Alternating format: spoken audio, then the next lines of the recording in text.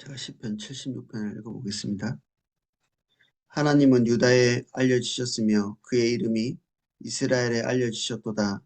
그의 장막은 살렘에 있으며 그의 초소는 시온에 있도다. 거기에서 그가 화살과 방패와 칼과 전쟁을 없이 하셨도다. 셀라. 주는 약탈한 산에서 영화로우시며 존귀하시도다. 마음이 강한 자도 가진 것을 빼앗기고 잠에 빠질 것이며 장사들도 모두 그들에게 도움을 줄 손을 만날 수 없도다. 야곱의 하나님이여, 주께서 고지으심에 병거와 말이 다 깊이 잠들었나이다. 주께서는 경외받으실 이시니 주께서 한번 노하실 때에 누가 그 목전에 서리이까.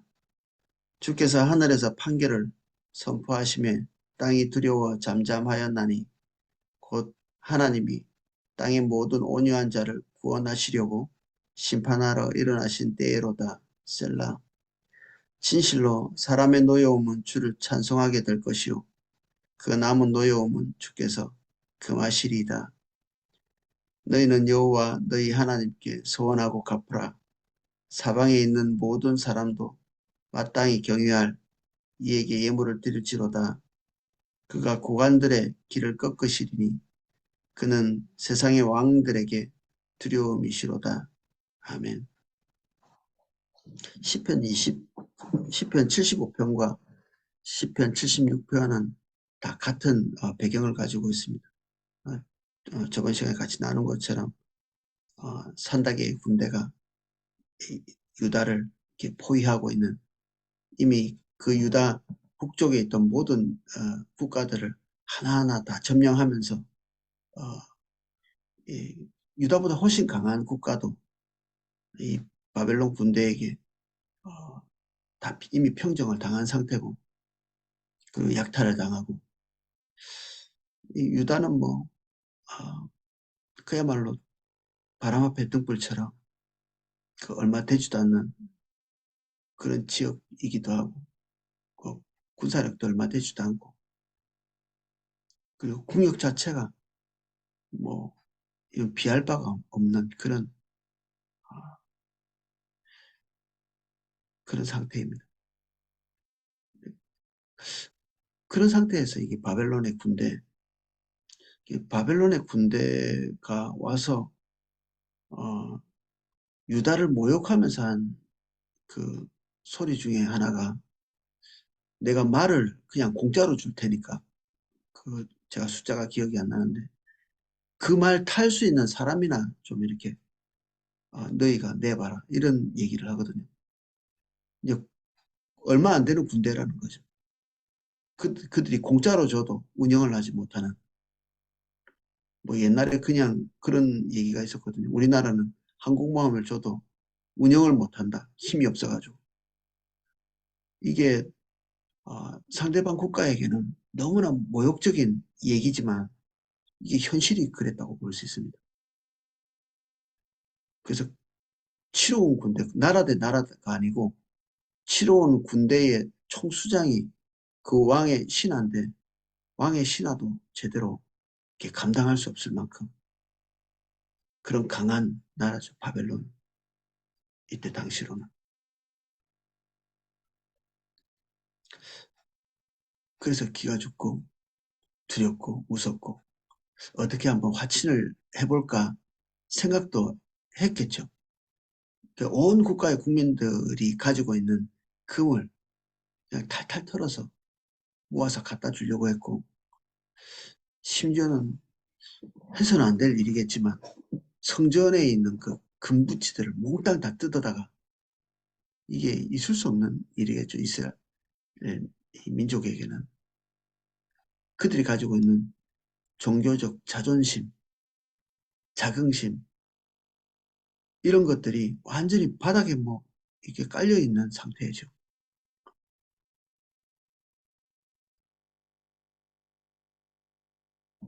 우리가 국가에서 세금을 내라고 한다고 우리가 예배당 팔아가지고 세금 내는 거하고 똑같겠죠.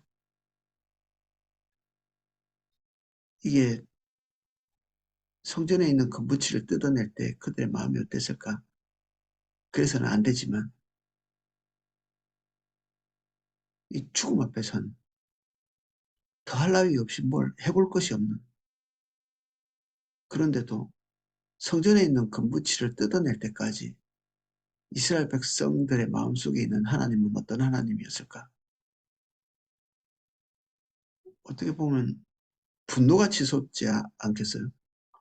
우리가 하나님께 기도하고 은혜를 구하고 도와달라고 하는데 하나님이 움직이시는 느낌이 들지 않을 때 하나님께 화가 나지 않으시나요? 뭐 하십니까? 뭐 이런 얘기를 도대체 우리 나름대로 이렇게 애써서 하나님께 기도하고 지금 이쯤에서 하나님께서 도와주셔야 되는데 성전에 있는 금붙이를 뜯어낼 만큼 지금 다급한 상황인데 하나님이 이스라엘 백성들의 처지에 대해서 눈 감은 것 같고 그리고 저 바깥에서 성 바깥에서 쩌렁쩌렁 울리는 소리로 위협하고 있는 이 산다개의 군대를 하나님도 무서워하는 것처럼 우리가 환경에게 눌리고 궁지에 몰릴 때 우리가 처리할 수 없는 문제들 앞에 설 때 우리가 하나님께 많이 구하는데도 정말 답답할 만큼 대답이 없는 그런 경우에 하나님께 화를 내죠. 좀 움직여 보세요. 뭐 이런 크신 하나님이라고 노래는 부르는데 하나님이 환경 앞에서 한없이 작아 보이는 그런 때가 있죠. 그러면 진짜 하나님이 그러신가? 하나님이 문제를 해결하고 나실 때 그제서야 우리가 하나님을 조금 인식합니다. 작은 문제 앞에서 작은 문제를 해결하시는 것은 감사한 일이죠. 예. 근데 요즘 일어나고 있는 일, 미디어에서 이렇게 들리는 그 전 세계의 사건, 사고, 이런 것들이 너무 공포스럽습니다. 모로코에 비가 왔는데, 뭐 비가 어떻게 보면 그렇게 그 2만 명이라는 사람이 어떤 한 지역에서 이렇게 빗자루로 쓸어서 바다로 그냥 다 집어넣은 것처럼 한 도시를. 최근에 제가 교회 마당을 쓰면서 잎사귀를 이렇게 쓸어가지고 한쪽에 이렇게 버리는 마치 이렇게 땅에 이게 광활한 한 도시를 빗자루로 쓸어서 바다에 쓸어 넣은 것처럼 제가 그 사진을 봤거든요. 하루아침에 2만 명이 사라진 그 모로코라는 나라는 뭐 거의 100% 가깝게 강력한 무슬림이고 복음이 전해지는 것들이 강력하게 통제되어 있는 거기다가 거기는 대단히 강력한 아직도 이 지구상에 몇 개 되지 않는 왕이 다스리는 나라. 국왕이 뭐 대통령도 하고 총리도 하고 국방부 장관도 하고 다 해먹는 그 아들은 그 뭐 또 중요한 자리에 앉혀서 한 집안에서 모든 걸 다 해먹는 나라인데 그보다 더 큰 권력이 없는 이제 움직이지 않는 어떤 그 사회라고 볼 수 있습니다. 그래서 건드리지 마라. 그냥 이 철저하게 닫혀있는 선교사들의 마음속에 그 나라는 어떻게 느껴질까? 엄청나게 강력하고 강하고 북한 같은 이런 나라. 뭐 공산주의라고 하지만 사실은 왕국이라고 볼 수 있는 그 강력한 통제 있는 나라. 복음이 접근할 수 없는 곳. 근데 그 나라가 내적으로는 하나님의 치심 앞에서 무릎을 떨고 있는 그런 모습입니다. 모로코도 마찬가지고. 어제 저녁 설교 때 잠깐 인용을 했는데 샌프란시스코 이 한 도시의 경제력이 국가로 쳐도 세계 6위에 그 정도의 이게 경제력을 가지고 있는 사실 우리나라보다 더 큰 경제력을 가지고 있다고 볼 수 있는 그런 나라죠. 그 또 한 도시가 그렇습니다. 그랬던 샌프란시스코가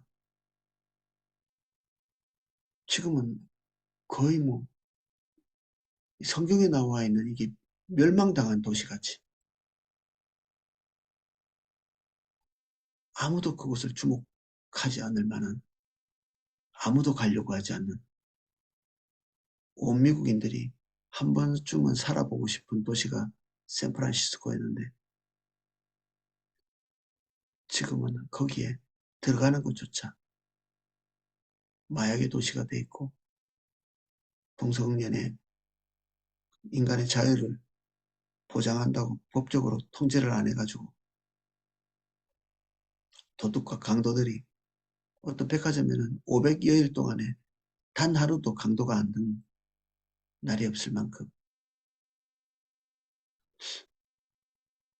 이게 제가 볼 때는 공포감이 느껴질 만큼 그러면 이제 우리는 이런 질문을 해볼 수 있죠. 이게 우연인가?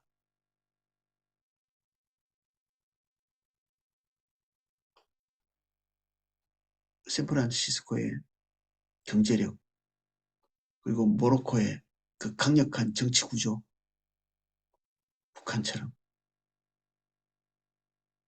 그리고 모슬렘 정말 한번 한 선교사가 들어가서 단 수십 년 동안 단 한 명의 회심자도 얻지 못한 나라도 있거든요. 그런 나라의 그 강력함 이런 것들 앞에서 우리가 설 때 우리는 정말 미약한 느낌을 가질 수밖에 없죠.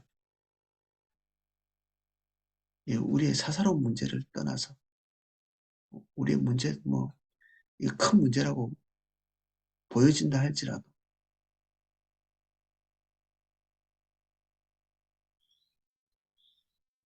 근데 산다기의 군대가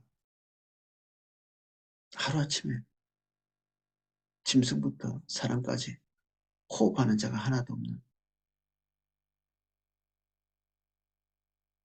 이게 와 하나님이 승리하셨습니다라고 이게 찬양할 만한 일이면서도 우리 입장에서는 믿는 자 입장에서는 이스라엘의 입장에서는 하나님의 능력을 바라볼 때 우리가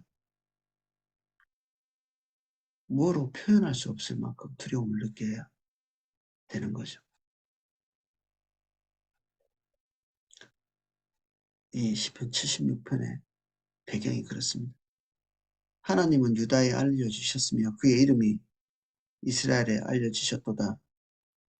그의 장막은 살렘에 있으며 그의 초소는 시온에 있도다. 우리는 이미 익숙하게 하나님을 알고 있습니다. 그리고 하나님에 대해서 이렇게 저렇게 배운 것도 많고 우리는 예배 때마다 하나님의 임재를 느끼죠. 그분이 가까이 계시다는 것을 알고 있습니다.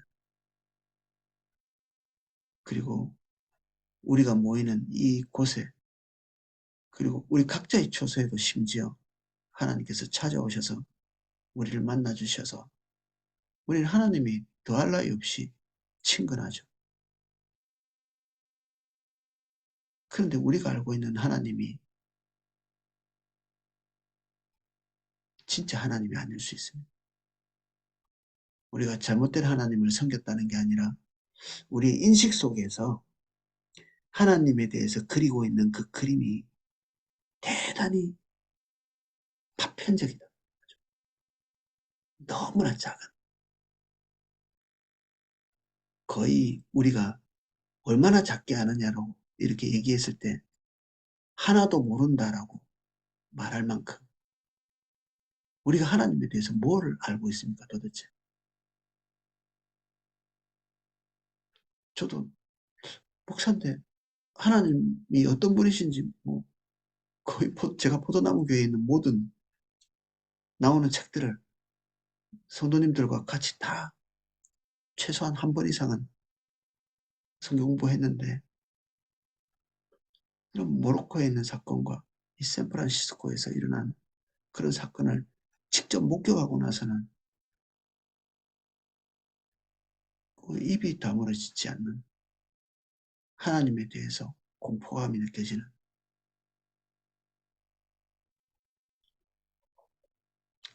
그래서 우리가 각자 평생을 주님을 알고 사신 분들이 많잖아요. 이게 새벽에 들어오시는 분들은 평생은 아니랄지라도 수십 년 동안 주님을 아신 분들이 대부분인데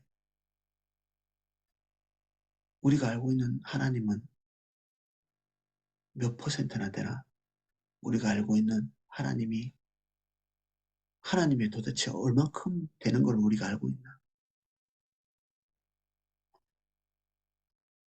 그래서 우리의 당면 과제 앞에서 하나님께 화를 내고 무능력한 하나님인 것처럼 마치 이렇게 부인들이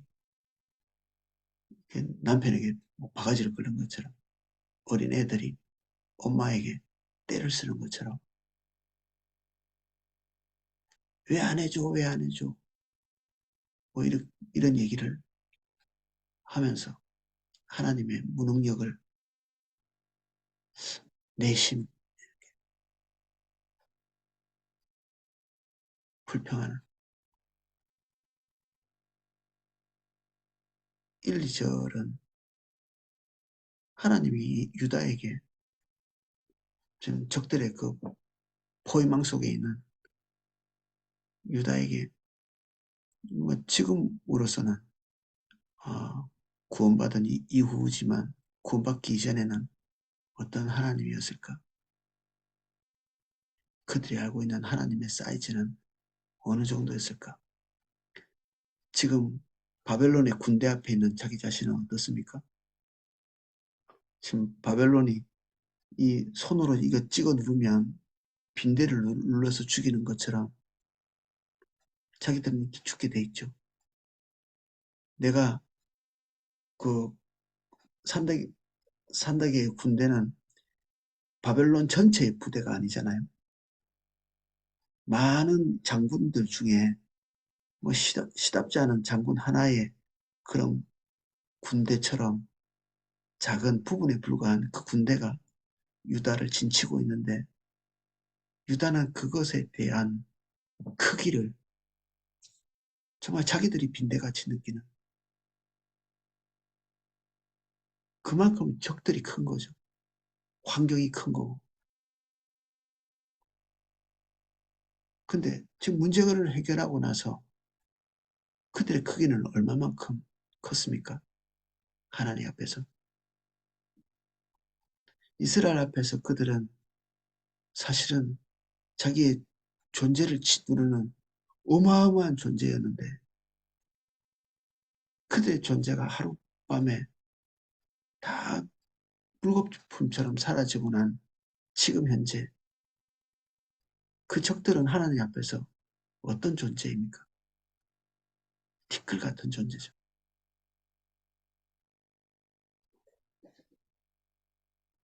3절 거기에서 그가 화살과 방패와 칼과 전쟁을 없이 하셨도다. 없다는 말이 얼마나 무섭습니까? 이겼다. 뭐 승리했다 이런 게 아니라 nothing. 없는 겁니다. 이렇게. 위에서 무로 이렇게 만든 없는 것처럼 수학에 보면 수렴이라는 게 있습니다. 수렴. 어떤 그 두 숫자의 크기가 너무 격차가 크기 때문에 하나는 없는 것 같이 느껴지는, 지구가 우리가 볼 때는 크지만 전 우주 안에서는 없는 거나 마찬가지죠. 그 안에 있는 우리는 뭐 더할 나위 없고, 누구 앞에 서느냐에 따라서 사이즈는 다르죠. 지금 이 바닥에 무슨 벌레들이 좀 기어다니고 있는데 신경이 좀 쓰이네요. 근데 이 기어다니는 벌레가 뭐 어마어마한 존재는 아니잖아요. 인간 앞에서.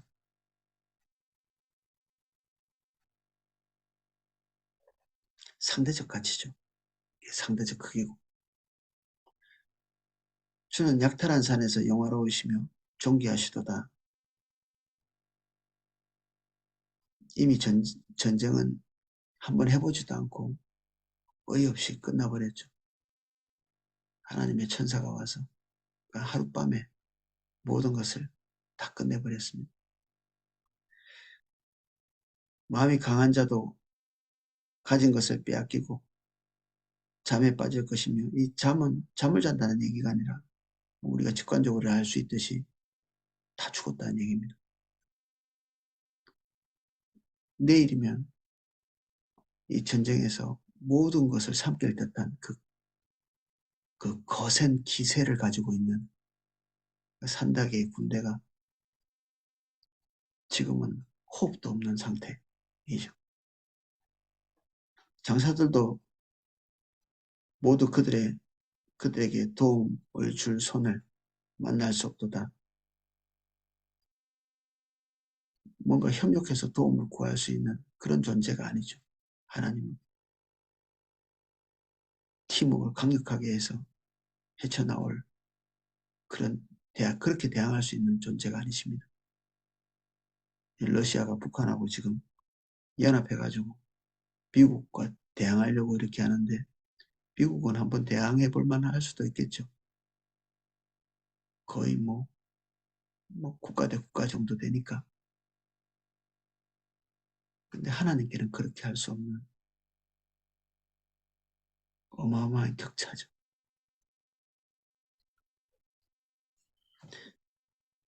야곱의 하나님이여, 주께서 꾸짖으심에 병거와 말이 다 깊이 잠들었나이다.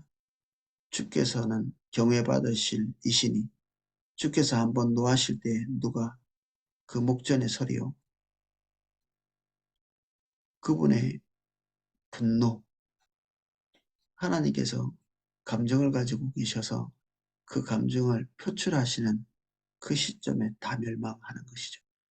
뭔가를 액션을 취하시는 게 아니라 군대를 모집하고 그 다음에 그분의 뜻을 행하시기 위해서 뭔가 많은 것들을 하는 것이 아니라 결정하시는 그 순간에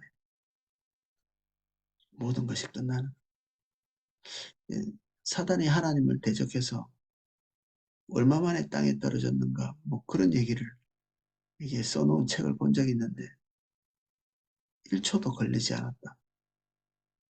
그가 대적하는 순간에 땅으로 떨어진. 성경은 굉장히 오랜 세월 동안 뭐 싸움이 있어서 떨어진 것처럼 이렇게 인식이 될 수도 있는데, 하나님의 존재 앞에 사단은 감히 한 찰나도 설 수 없는, 대립할 수 없는 그런 존재입니다.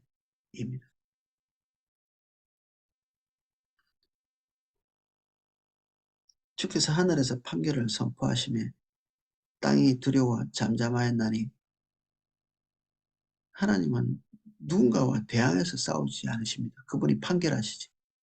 이스라엘 백성들이 가나안 땅에 들어갈 때, 전쟁할 때, 이거는 힘과 힘의 대결이 아닙니다. 몇 차례 같이 나눴지만 이거는 정복 전쟁, 힘이 좀 세기 때문에 상대방 나라를 굴복시키고 약탈이나 하려고 하는 전쟁이 아니었습니다. 가나안 땅 안에서의 전쟁은 하나님께서 주인으로서 그 땅에 있는 백성들을 심판하시고 내쫓기로 결정하셔서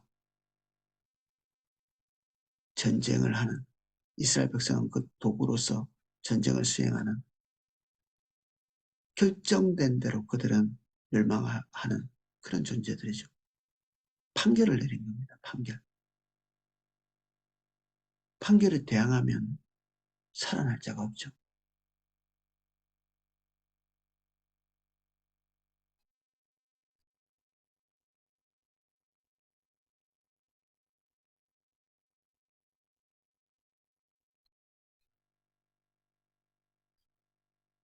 곧 하나님이 땅의 모든 온유한 자를 구원하시려고 심판하러 일어나신 대로다. 역사의 종결자이신 하나님께서 움직이시는 모습입니다. 진실로 사람의 노여움은 주를 찬성하게 될 것이요 그 남은 노여움은 주께서 금하시리이다. 히스기야의 눈물을 흘리는 장면을 우리는 금방 떠올릴 수 있습니다. 저 사람들이 지금 뭘 하고 있는지 좀 들으십시오. 뭐 이런 기도를 했죠. 하나님, 귀가 있으면 좀 들으십시오. 뭐 그런 내용이라고 볼 수 있습니다. 히스기야의 기도가 밖에서 하나님을 모욕하고 우리가 모든 신을 다 파괴하고 여기까지 왔는데 너희 신은 뭐 뾰족한 뭐 방법이 있냐? 우리 손에 멸망당하겠지. 뭐 그런 얘기를 한 것. 히스기야도 뭐 분통 터졌겠죠. 근데 히스기야조차도 그 분통 터지는 히스기야조차도 하나님이 어떤 분이신지 잘 알았다고 볼 수 없습니다. 어떤 방식으로 하나님이 문제를 풀어내실 것인가? 과연 이 문제를 풀어내실 수는 있을 건가? 기도하는 그 자리에서 흘린 눈물의 의미는 뭘까요? 아, 제가 생각할 때는 불신입니다. 불신.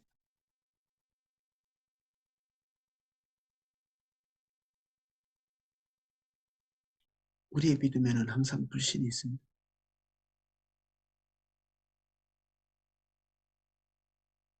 우리는 항상 가까이 있으면 상대방이 어떤 존재인지를 잘 모르게 됩니다. 대통령하고 같이 있는 대통령 아들은 자기 아버지가 어떤 존재인지를 잘 모를 수도 있습니다. 가끔 우리 성도님들 중에 그 자녀들의 선망의 대상인, 보통 그렇죠. 뭐 자녀들이 아버지가 선망의 대상일 때가 많죠.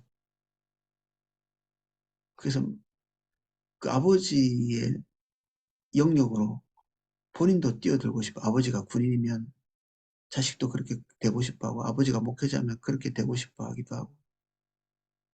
근데 막상 뛰어들고 나면 어떤가? 아버지가 해왔던 일이 호락호락하지 않다는 것을 알게 되죠.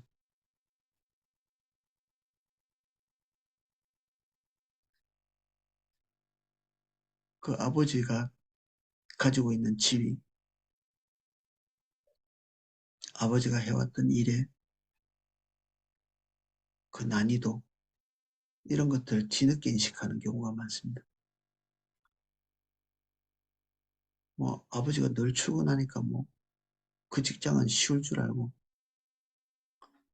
나 편하게 일하고 있어. 그게 편한 게 아니고 아버지가 가지고 있는 권능이죠. 이게 자녀를 거기 던져 놓는다고 진짜 그게 호락호락하다는 건 아니거든요. 가까이 있기 때문에 아버지의 권능을 잘 모르는 거죠. 모든 가까이 있는 것에 대한 어떤 사사로운 감정들, 그런 게 우리 속에 있을 수 있습니다. 하나님이 그렇죠. 우리와 늘 가까이 계시기 때문에 그분이 우리에게 말을 걸어오시고 주님이 우리에게 오실 때 우리에게 공포감을 주면서 오시지는 않기 때문에 우리는 그분의 크기를 잘 모르는 겁니다. 그래서 우리는 하나님께 화도 내죠. 하나님을 무시하기도 하고. 너희는 여호와 너희 하나님께 소원을 갚으라.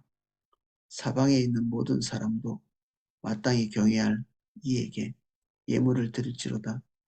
이 11절은 하나님께 뭐 헌금해 뭐 이런 얘기보다는 이 제국이라는 게 있습니다.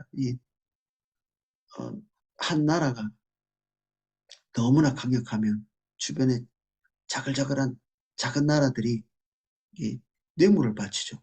그걸 조공이라고 이렇게 표현하는데 그런 조공을 갖다 바칠 때 이게 나타내는 그런 이 예물입니다. 이게 왕들도 강한데 사실 왕도 뭐 아무나 왕을 하는 것은 아니고 주변의 국가들도 다 군사력을 어느 정도 가지고 있고 근데 그 나라가 찍소리도 못할 만큼 더 너무나 강력한 격차를 가지고 있는 그런 제국이 이렇게 있을 때 조공을 갖다 바치죠.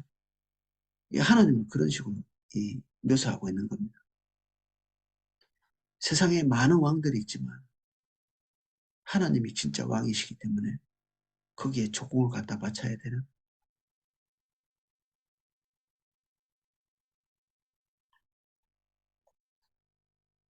그가 고관들의 길을 꺾으시리니 그는 세상의 왕들에게 두려움이 시로다. 왕이 두려운 자가 있나요? 우리나라 옛날에 몽고 왕에게 가서 머리 숙이고 이마가 피가 나도록 머리에 박은 적이 있죠. 그때 몽고는 저항할 수 없는 그런 존재였기 때문에 한 나라에서는 뭔가 제법 뭐 권력이 있는 것처럼 떵떵거려도 진짜 강자가 나타나면 자기 자리에 내리고 내려와서 그냥 바닥에서 그냥 머리에 피가 나도록 고개를 숙여야 되는 진짜 강자가 나타날 때 그렇죠. 세상에 힘 있다고 하는 많은 사람들도 있고 그런 실제적인 존재도 있지만 진짜 강자는 하나님이십니다. 그 강자가 우리와 함께 계신다는 것 자체가 굉장히 낯선 일이죠.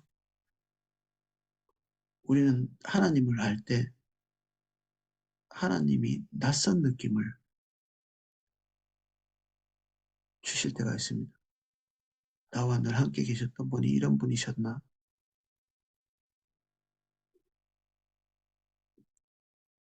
아내, 남편이 내가 알지 못하는 다른 모습, 다른 능력을 가지고 있을 때가 가끔 보이지 않나요? 우리의 자녀에게서 낯선 것을 느끼거나 우리 부모님의 이면을 또 보게 되거나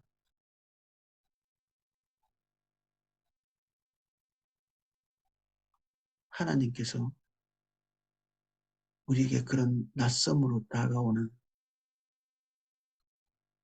그런 때입니다. 이 70편, 76편.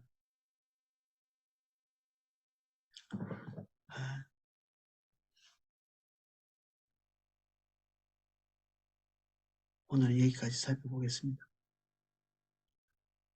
제가 기도하겠습니다. 주님,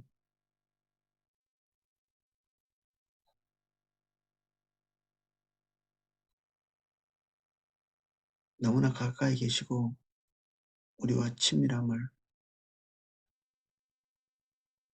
가지고 관계를 해주시기 때문에 우린 때때로 하나님께 원망이나 불평도 아쉬움도 심지어 하나님께 분노를 표출하기도 하는 저희들입니다. 우리의 환경 앞에서는 벌벌 떨면서 하나님 앞에서는 너무 경솔했을 수 있습니다.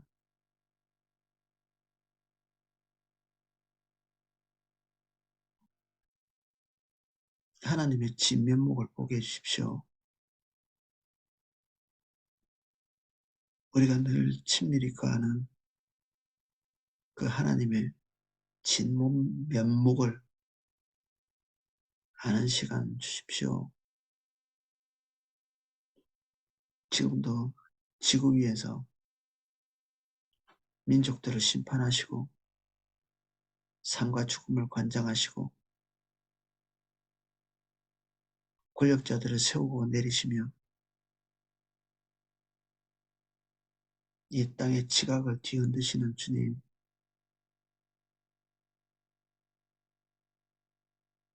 우리는 당신의 백성이오니 우리의 인식을 더 열어주셔서 주님의 존재를 알게 해주십시오. 우리가 알고 있는 이 티끌 같은 하나님에 대한 지식에서 벗어나 주님의 강력을 보게 해주십시오.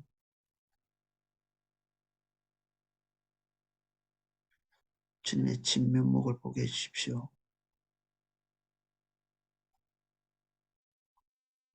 예수님의 이름으로 기도합니다. 아멘.